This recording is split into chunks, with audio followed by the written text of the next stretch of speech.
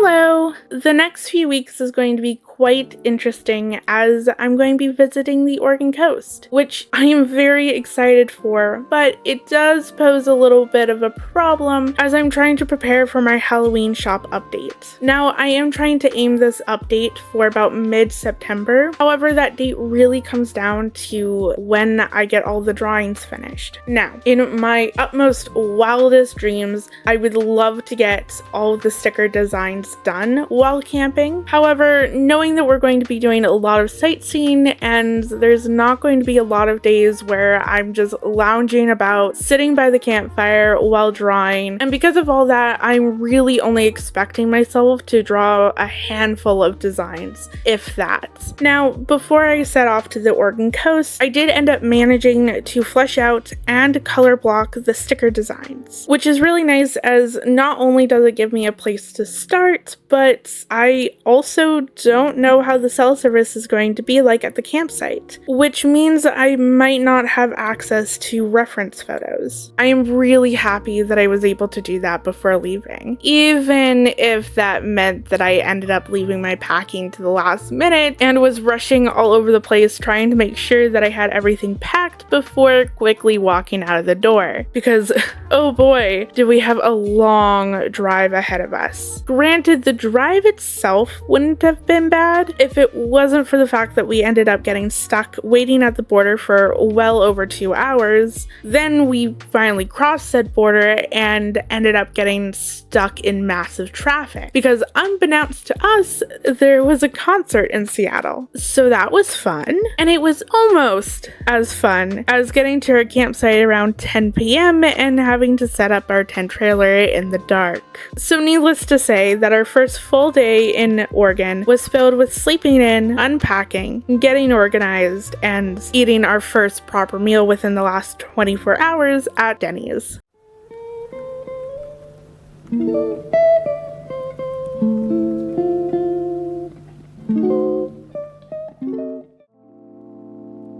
Our first destination of the trip was Cape Disappointment. This place was at the very top of the list of places that we weren't able to get to on our first trip to Oregon. So we made it a point to go here first. Now, like most lighthouses in Oregon, there's always a little bit of a hike to get to them, and this one was no different. Now, it was a nice little hike where half of the trail was a dirt-covered path in a very foresty area, and the other half was paved and a little bit more spacious. Though, the one downside is, of course, it's a hike, so there was a lot of hills. However, I do have to say that both the lighthouse and the area around it was absolutely gorgeous and well worth the hike.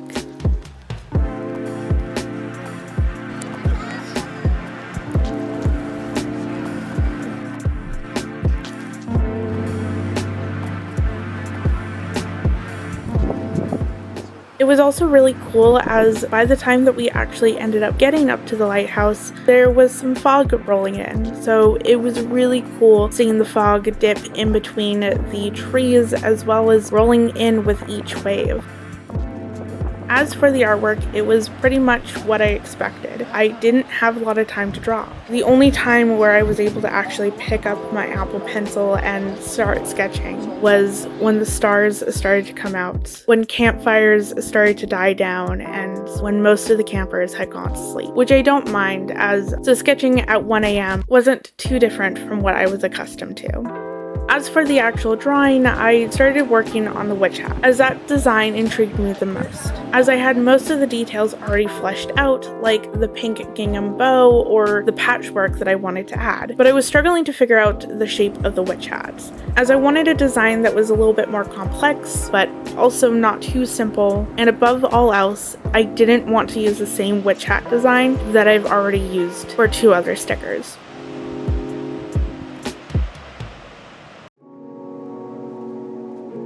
Our next stop is Long Beach in Oregon, not to be confused with the one in California, Now, when we were driving to the actual beach, we had no idea what would wait for us when we got there. It was so cool driving up to the beach, looking out the window and seeing all these different types of kites flying in the sky. I had no idea that there was a kite flying competition going on. The whole scene was just mesmerizing.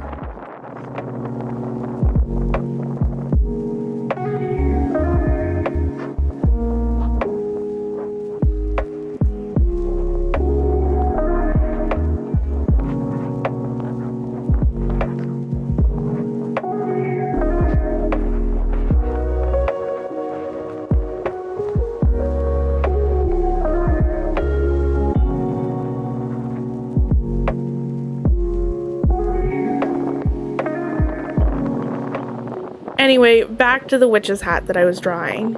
So in the rough stages of coming up with the witch hat design, I ended up using some reference photos that I found online to get a much better understanding of what I was looking for. In the end, I did end up finding a reference photo of a witch hat design that I really liked, and so I studied it and trying to figure out exactly what I love about that witch hat design.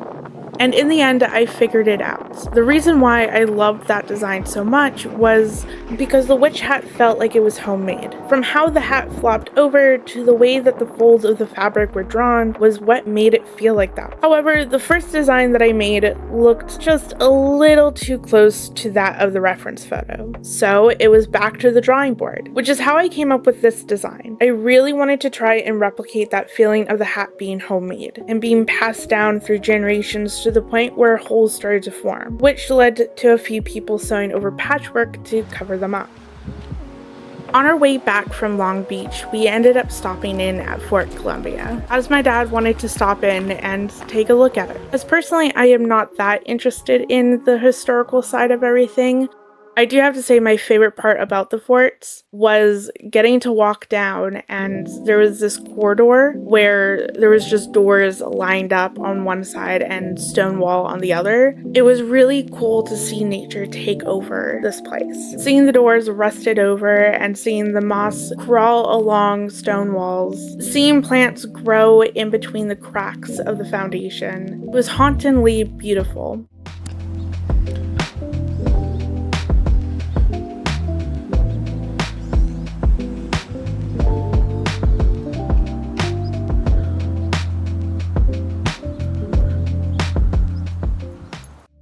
And this is a finished version of the witch hat sticker.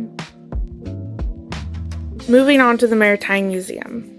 I didn't take any photos of the inside of the museum, as I'm not someone who takes photos of plaques or artifacts. I am someone who takes photos of nature, of cool and interesting things, and this cruise ship is one of them. As I was walking around the museum, I had looked out one of the windows and saw this really cool cruise ship. You don't see cruise ships that look like this anymore, and I just had to get a photo of this. However, I ended up getting something so much better. Not only did I get a photo of the actual boat, I got to see the boat drift from the docks, and as it slowly turned around and headed in the opposite direction.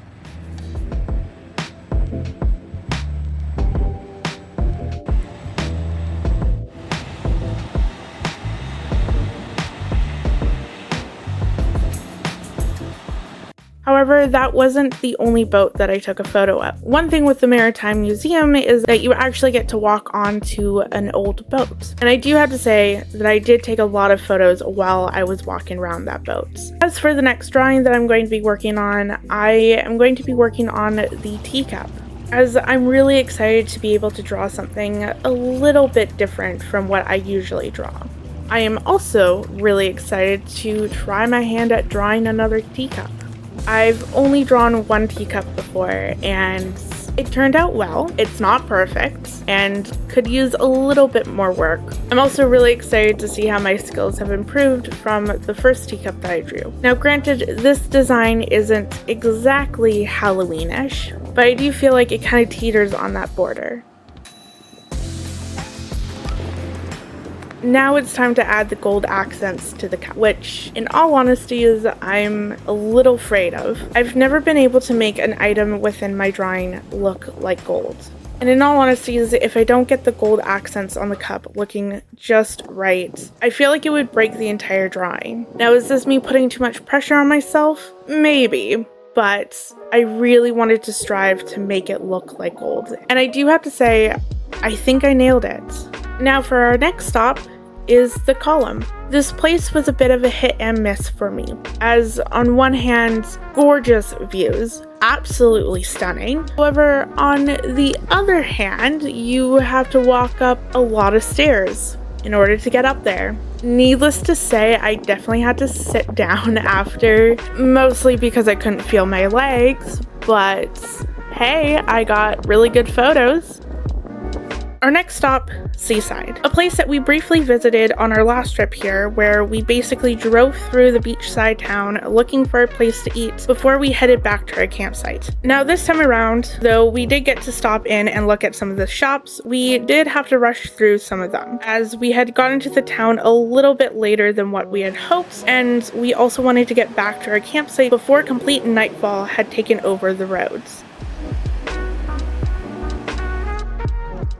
Now for Fort Steveston, the place that we visited before heading over to Seaside, hence the reason why we got to the town a little bit later in the day. This was once again another place we had visited on our first trip to Oregon. However, our first trip was in September, and thus all the tours they offered were finished for the season, hence the reason why we came back this time around. We ended up doing both of the tours that they offered. The first tour that we went on was a truck tour, where they loaded you into a military-style truck and drove you around the fort while telling you the history of it. There was even a tour guide that sat with us in the back of the truck, showing us pictures of what these buildings used to look like back in the day. It was really cool seeing parts of the fort that weren't as easily accessible by walking. Now for the second tour, which is easily my favorite out of the two. It was a walking tour that took you around to see the insides of some of the forts. It was really cool walking through the tunnels and standing in the rooms that held so much history.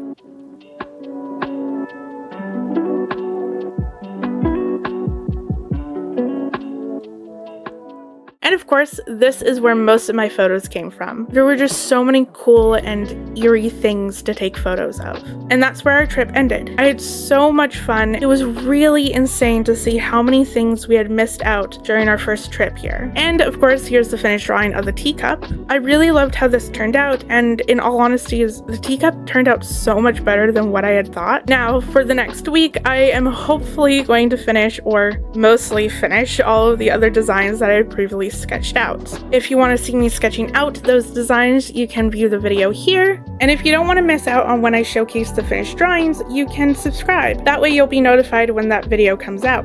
But until then, see ya.